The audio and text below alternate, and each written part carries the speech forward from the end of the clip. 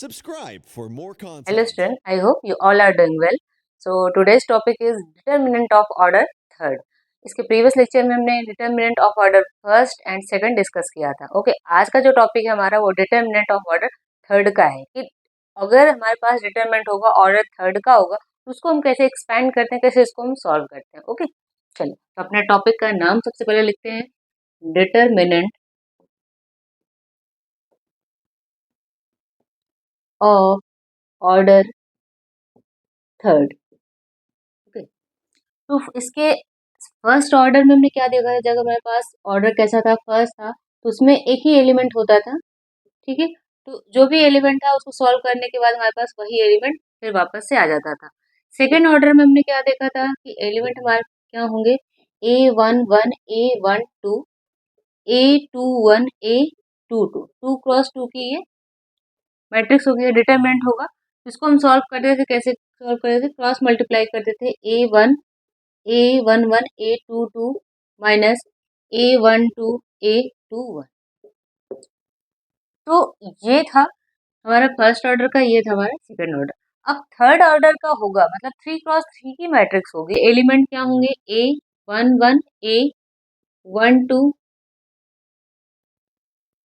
A13, ये element हो गए. ओके, फर्स्ट रो का एलिमेंट हो गया. सेकंड रो का एलिमेंट क्या लिखेंगे, A21 A22 A23. Okay, third row का एलिमेंट A31 A32 A33. ये हो गया हमारे पास मैट्रिक्स हो गई. ठीक है, चलो इस मैट्रिक्स को हम ए एज्यूम कर लेते हैं. जैसे अब हमने इसको सॉल्व किया वैसे हमें ये सॉल्व करना है. तो डिटरमिनेंट हम ऑर्डर थर्ड हम कैसे सॉल्व करते हैं, इसको हम क्या करते हैं, छोटे छोटे जो सेकंड ऑर्डर के डिटरमिनेंट है उसमें हम कन्वर्ट करते हैं. तो जो ये थर्ड से सेकंड में कन्वर्जन करेंगे इसी को बोलते हैं expansion of determinant. By expansion of determinant we will solve determinant of order third. ठीक है, जब एक्सपेंड करते जाएंगे तो हमारा जो आंसर मिलता है वो आंसर क्या कहलाता है, वो डिटरमिनेंट ऑफ ऑर्डर थर्ड कहलाता है. ठीक है, थर्ड को हमने इस तरह से सॉल्व किया. तो सॉल्व करने का मेथड क्या है कि हम एक एक रो से उठाते हैं और एक एक रो को सॉल्व करते हैं. जैसे कि हमारे पास रो हो गया R1, सेकंड क्या हो गया R2, सेकंड थर्ड क्या हो गया R3. तो ये आपके ऊपर है कि आप किस तरह से सॉल्व करते हैं, फर्स्ट रो से सॉल्व करते हैं या सेकंड रो से सॉल्व करते हैं या थर्ड रो से सॉल्व करते हैं, आंसर सेम आना है. ठीक है, तो हम सबसे पहले स्टार्ट करते हैं फर्स्ट रो से कि हम सॉल्व कैसे करेंगे. ठीक है, तो एक्सपेंशन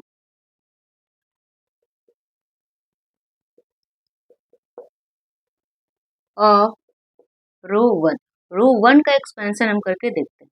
ठीक है, सबसे पहले कैसे करते हैं इसका, जो हमारे पास फर्स्ट एलिमेंट होगा, फर्स्ट एलिमेंट क्या है रो 1 का, वो है A11. ठीक है, अब इसको हम सॉल्व कैसे करते हैं कि अब जो यहाँ पर 1 1 है, सबसे पहले यहाँ नेगेटिव साइन लगाते हैं, -1. अब फर्स्ट रो फर्स्ट कॉलम ये है तो यहाँ पर 1 + 1 करेंगे. जितने रो जितने कॉलम उसको यहीं पे पावर पे लगा करके क्या करते हैं, 1 + 1 ऐड कर देते हैं. ठीक है, अब ये लगाने के बाद अब जिस रो को हमने लिया है और ये जिसका कॉलम है, ये कौन सा है एलिमेंट, किसका है, फर्स्ट रो का फर्स्ट कॉलम का है, तो वो रो और वो कॉलम आप छोड़ देंगे. बचता क्या है, ये 4 एलिमेंट्स बचते हैं. इसको एज इट इज यहाँ पर हम लिख देंगे, A22 A23 A32 A3. अब क्या हो गया, ये सेकंड ऑर्डर का हमें डिटरमिनेंट मिल गया. अब इसको जैसे सॉल्व करते थे वैसे सॉल्व कर लेंगे. तो सॉल्व करेंगे तो क्या मिल जाता है, यहाँ पर हमें मिलता है ये -1 की पावर 2 आएगी तो क्या आएगा, प्लस ही आएगा. तो सिंपल से हमें यहाँ पे क्या मिल रहा है, और साथ में ये भी लिखेंगे, ये एलिमेंट भी लिखेंगे A11. इसका मतलब हमें मिला A11, उसको क्रॉस मल्टीप्लाई करते हैं तो क्या मिलता है, A22 A33 minus A23 A32. ये एक्सपेंड होके हमें ये मिल गया. ठीक है, फर्स्ट एलिमेंट की. अब ऐसे ही हमें क्या करना है, second element A12, first row का ही एक्सपेंशन कर रहे हैं, अब इसको ले रहे हैं. अब इसमें आप देखेंगे अब इस एलिमेंट को ले रहे हैं तो हमारा रो तो सेम है, लेकिन जो ये कॉलम मिला है वो सेकंड मिला है। तो इस बार हम क्या करेंगे, इस रो को और जो ये वाला कॉलम है, इस कॉलम को हम यहाँ से हटाएंगे। तो इसका मतलब सेकंड कॉलम हट गया, फर्स्ट रो हट गया, तो ये जो 4 एलिमेंट्स बच रहे हैं उसको हम लिखेंगे। ठीक है, तो सबसे पहले तो हम यहाँ पे लिखते हैं -1, पावर क्या लगाएंगे 1 + 2। ठीक है, रो प्लस कॉलम, और फिर साथ में वही एलिमेंट लिखेंगे 1 2, और उसके बाद जो जो एलिमेंट बच रहा है अब उसको हम लिखेंगे। ये दोनों रो और कॉलम हटाने के बाद क्या बच रहा है यहाँ पर A21। ओके, फिर यहाँ पे बचा A23, फिर A31, फिर क्या बच रहा है A33। इसको एक्सपेंड करते हैं तो अब क्या मिलता है हमें, अब यहाँ पे -1 की पावर थर्ड है, तो इसका मतलब क्या मिलेगा, यहाँ पर नेगेटिव साइन मिलेगा, नेगेटिव के साथ A12, और फिर क्रॉस मल्टीप्लाई करिए जैसे आप ऑर्डर सेकंड में करते थे। A21 A33 -A23 A31। Okay, अब आता है थर्ड एलिमेंट A13। रो हमारा वही सेम है, और इस बार हम कॉलम ये ले रहे हैं। इसका मतलब ये वाला जो कॉलम है ये हमारा अब आ जाता है जो एक्सपेंशन कर रहे हैं उस मैट्रिक्स में। ठीक है, तो ये और ये रो एंड ये कॉलम हट गया। अब हम डिटरमिनेंट में क्या लिखेंगे, ये चारों एलिमेंट्स को पुट कर देंगे। ठीक है, तो सबसे पहले क्या करते हैं, यहाँ पर हम ये लिखते हैं, हमारे पास हो गया -1, चलो यहाँ पे लिखते हैं -1 1 + 3 हुआ। ठीक है, और फिर वही एलिमेंट A13। अब हम डिटरमिनेंट यहाँ पे लिख लेते हैं। डिटरमिनेंट हमारा ये हटाने के बाद क्या मिलता है A21 A24 A31 A32। अब इसको भी एक्सपैंड करते हैं तो यहाँ पर 1 + 3 पावर कितनी होती है 4 हो जाती है, और 4 इसका मतलब यहाँ पर क्या हो जाएगा, नेगेटिव साइन है वो हट जाता है, तो आएगा क्या यहाँ पर A13। ठीक है,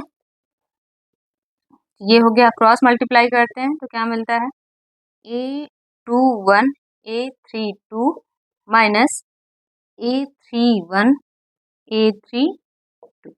ये एक्सपेंशन हमें मिलता है अलोंग R1। ठीक है, एक्सपेंशन अलोंग R1 जो हमें मिला ये मिला। अब क्या करते हैं, एक्सपेंशन जो हम कर रहे हैं इन सबको क्या करते हैं ऐड करते हैं। अभी यहीं पे खत्म नहीं होता है, इन सबको क्या करेंगे ऐड करेंगे, तो हमारे पास एक्सपेंशन अलोंग R1 जो है वो प्रॉपर मिल जाता है। इस तरह से एक्सपैंड करते हैं, तो डिटरमिनेंट का ये क्या है एक्सपेंशन। तो इस तरह से एक्सपैंड करने पे हम ऑर्डर थर्ड को सॉल्व करते हैं। ओके, पहले डिटरमिनेंट हम लिख लेते हैं, जो डिटरमिनेंट हमारे पास मिला था। डिटरमिनेंट हमने क्या लिया था A11 A12 A13 A21 A22 A23 A31 A32 A33, 3 × 3 की मैट्रिक्स थी। ठीक है, अब इस डिटरमिनेंट को हमने एक्सपैंड किया तो हमें क्या मिलता है, सबको हमें क्या करना है ऐड करना है। R1 के अलावा जो एलिमेंट जो मिले थे, फर्स्ट एलिमेंट था, सेकंड एलिमेंट था और थर्ड, इन सबको क्या कर रहे हैं ऐड करेंगे। ठीक है, तो मिलता है A11 A22 A33, okay, -A23 A32, फिर -A12 A21 A33 -A23 A31, again plus A13 A12 A32 -A31 A32, ये मिलता है। ओके, तो अब आप एक बार रीचेक कर लीजिए, जब A11 लिया हमने तो फर्स्ट रो और फर्स्ट कॉलम को हटा दिया। ठीक है, फिर एलिमेंट्स हमारे इतने बच्चे थे, हमने इसको क्रॉस मल्टीप्लाई किया A22 A33, फिर इससे मल्टीप्लाई किया A23 A32। ओके, फिर हमने क्या लिया सेकंड एलिमेंट लिया, अब वो क्या आया वो नेगेटिव साइन, तो उसको नेगेटिव साइन के साथ लेंगे। ठीक है, और ये सेकंड कॉलम और फर्स्ट रो को हमने हटा दिया, तो ये और ये इस सबको हमने मल्टीप्लाई किया, इसको मल्टीप्लाई किया इससे A21 A33, ठीक है। फिर इसको इससे मल्टीप्लाई किया A23 A31, ठीक है। थर्ड में आते हैं, थर्ड कॉलम लिया, फर्स्ट रो हटा देंगे, थर्ड कॉलम फर्स्ट रो को हटाएंगे तो ये एलिमेंट मिलता है हमें, क्या मिल रहा है A, इसको हटाने के बाद क्या मिलता है हमें, यहाँ पर बड़ी मिस्टेक हो गई, यहाँ पर लिखेंगे A21, ओके। ये एक बार आप क्रॉस चेक कर लेंगे, वहाँ प्रीवियस में थोड़ा सा मिस्टेक हुआ है, क्योंकि देखिए ये क्या है, ये रो का थर्ड एलिमेंट है, तो थर्ड एलिमेंट का जो, अब ये फर्स्ट रो का फर्स्ट हमने छोड़ा, थर्ड कॉलम का है तो ये कॉलम भी हमने हटाया, तो हमारे पास ये बचता है, इसको क्रॉस मल्टीप्लाई करना है, तो वही चेक करना है आपको। यहाँ पे 1 3 लिया, इसको क्रॉस मल्टीप्लाई किया 2 1 3 2, ठीक है। फिर नेगेटिव साइन के साथ A22 A31, वहाँ पर मिस्टेक हुआ है, यहाँ वहाँ पर 3 2 हो गया है, ठीक है। तो आप यहाँ पर चेक कर लेंगे एक बार। तो ये क्या था हमारा, कि ये है थर्ड ऑर्डर का एक्सपेंशन, ठीक है। एक्सपेंशन अलोंग R1 किया, ऐसे ही एक्सपेंशन अलोंग R2 करेंगे, फिर भी यही आंसर आपको मिलेगा, ठीक है। वहां पर नेगेटिव हो सकता है, नेगेटिव यहाँ आ गया और नेगेटिव यहाँ आ गया, वो चीजें अलग होंगी, लेकिन जब आंसर आप ले आएंगे, जो भी मैट्रिक्स गिवन होगी उसका आंसर क्या आएगा, सेम आएगा। जैसे इसके अलोंग करेंगे, अब इसके अलोंग करेंगे तो यहाँ पे एलिमेंट क्या लेंगे, 2 1 लेंगे, सेकंड एलिमेंट क्या लेंगे, 2 2 लेंगे, थर्ड एलिमेंट क्या लेंगे, 2 3 लेंगे, फिर सबको ऐड कर देंगे जैसे हमने यहाँ पर किया, ठीक है। अब 2 1 ले रहे हैं तो ये फर्स्ट कॉलम और ये सेकंड रो ये गायब हो जाएगा, है ना। ये चारों एलिमेंट बचते हैं, उसको आपको पुट करना है। फिर ऐसे इसमें करेंगे, सेकंड ले रहे हैं तो सेकंड कॉलम गायब, फिर जो ये सेकंड रो है वो हटा देंगे, ठीक है। तो क्या क्या एलिमेंट बच रहा है, ये बच रहा है, ये और ये। तो बार बार वो सेकंड ऑर्डर की डिटरमिनेंट लिखने की जरूरत नहीं है, ऐसे एक्सपेंशन आप डायरेक्ट लिख सकते हैं, ठीक है। जनरली हम एक्सपेंशन अलोंग R1 ही करते हैं, फर्स्ट रो के अलोंग ही कर लेते हैं, ठीक है, हमारा आंसर मिल जाता है। एक एग्जाम्पल लेते हैं तो आपको और चीजें क्लियर होंगी। हमारे पास जो मैट्रिक्स गिवन है वो मैट्रिक्स है A1 0 2 0 1 4 एंड ये है हमारे पास -1 -2 -3, ठीक। ये डिटरमिनेंट गिवन है, आपको क्या करना है, इसको सॉल्व करना है। तो सॉल्व करने का मेथड क्या था कि हम छोटे छोटे इसको डिटरमिनेंट फॉर्म में चेंज करते हैं, तो उतना करने के बजाय क्या करें, डायरेक्ट यही फॉर्मूला लगा के हम पुट कर देते हैं चीजें। तो ये हो गया हमारे पास फर्स्ट एलिमेंट है, फर्स्ट एलिमेंट क्या है, 1 है, तो 1 लिखा, ठीक है। अब इसको जिस भी रो से ले रहे हैं एलिमेंट और जिस भी कॉलम से ले रहे हैं उसको हम इग्नोर करते हैं, ये हमने हटा दिया, तो हमारे पास क्या बचता है, ये चार चीजें बचती हैं। फिर से डिटरमिनेंट नहीं लिखना है, डायरेक्ट हमें क्या करना है, क्रॉस मल्टीप्लाई करना है। क्रॉस मल्टीप्लाई किया, A1 A into -3 negative sign लगाएंगे, 4 इंटू -1, ठीक है। ओके, ये हमारा सॉल्व हो गया। अब आते हैं अगेन सेकंड, सेकंड में नेगेटिव लगा है पहले से, तो नेगेटिव आपको लगाना पड़ेगा, और यहाँ पे वैसे भी जीरो है तो ये सारे एलिमेंट जीरो ही हो जाने हैं, लिखने की जरूरत नहीं है, ठीक है। लिखना चाहो तो एक बार जब लिख लेते हैं, ये जीरो है और ये, तो क्या चीजें बच रही हैं यहाँ पर, 0 -3, फिर यहाँ पर नेगेटिव साइन 4 इंटू -1, ये हमने लिख दिया, ठीक है। और फिर अब आते हैं थर्ड, थर्ड जो है हमारे पास वो क्या है, थर्ड एलिमेंट हो गया 2, ठीक है। अब ये वाला कॉलम और ये वाला रो गायब हो गया, अब इसको हम मल्टीप्लाई कर रहे हैं तो क्या मिल रहा है, 0 इंटू -1 और नेगेटिव साइन के साथ 1 इंटू -1, ठीक है। इसी को हमें सॉल्व कर लेना है, तो 1, ये क्या बच रहा है, -3 और ये क्या हो गया, माइनस माइनस प्लस +4, ये सारे टर्म जीरो ही हो गए, ठीक है। ये हो गया हमारे पास +2 और ये तो जीरो आ गया और ये हो गया +1। यहाँ पे हमारे हमें क्या मिल रहा है, -3 +4 क्या मिला, 1, 1 से मल्टीप्लाई करेंगे तो 1 आ गया, ठीक है। इधर क्या मिल रहा है, 2,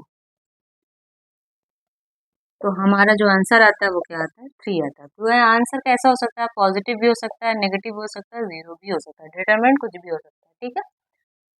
तो इस तरह से एक्सपेंशन आप कर सकते हैं, तो चाहे R1 के अलोंग करिए या R2 के अलोंग करिए या R3 के अलोंग करिए, इट्स अप टू यू, ठीक है, टोटली। तो आप जैसा भी करना चाहें, तो मेरा सजेशन क्या है, कार्बन जो हमारे पास जो फर्स्ट रो है उसके अलोंग करिए, ठीक है, और यही सेम मेथड आप सबके साथ अप्लाई करिए, तो आपको चीजें बार बार वो रटने की जरूरत नहीं है, फार्मूला ये क्या फार्मूला, सीधे सिंपल सा है, फर्स्ट एलिमेंट ले रहे हो इसका कॉलम और उसका रो हटाना है, जो चारों एलिमेंट बच रहे हैं उन्हीं को क्रॉस मल्टीप्लाई करना है। सेकंड एलिमेंट दे रहे हो तो ये वाला सेकंड कॉलम और फर्स्ट रो हटाना, जो चारों एलिमेंट बच रहे हैं उनको लिखना है। ऐसे थर्ड एलिमेंट ले रहे हो तो वो वाला रो हटाना है और वो थर्ड कॉलम हटाना है, ये चारों एलिमेंट इनको क्रॉस मल्टीप्लाई करना है। बस याद रखना है जो ये सेकंड वाला इसमें मिल रहा है वो नेगेटिव के साथ मिल रहा है। अब जैसे यहाँ पे एक क्वेश्चन है कि अगर हम जो डिटर्मिनेंट है, ठीक है, उसमें 2 से मल्टीप्लाई है और जो डिटर्मिनेंट वही सेम डिटर्मिनेंट है, इसमें हम 4 से मल्टीप्लाई करें तो क्या ये सेम आता है कि नहीं आता, ये हमें चेक करना है। ठीक, जैसे हमने ले लिया यहाँ पर एक डिटर्मिनेंट ले लिया 1 2 3 4, ठीक है। अब इसमें 2 से मल्टीप्लाई कर देना है, ये हमें क्या क्या है 2a लिया है, मतलब 2 से मल्टीप्लाई इसमें कर ही देना है। चलो 2 से मल्टीप्लाई करके लिखते हैं, ठीक है। अब इसको 2 से मल्टीप्लाई करेंगे तो हमें क्या मिलता है 2 4 6 8, ये मिल गया, ठीक है।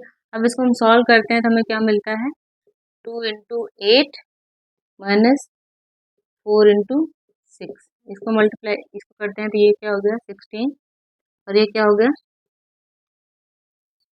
24, तो हमें क्या मिल जाता है ये -8 मिल जाता है, ठीक है, -8 मिल गया।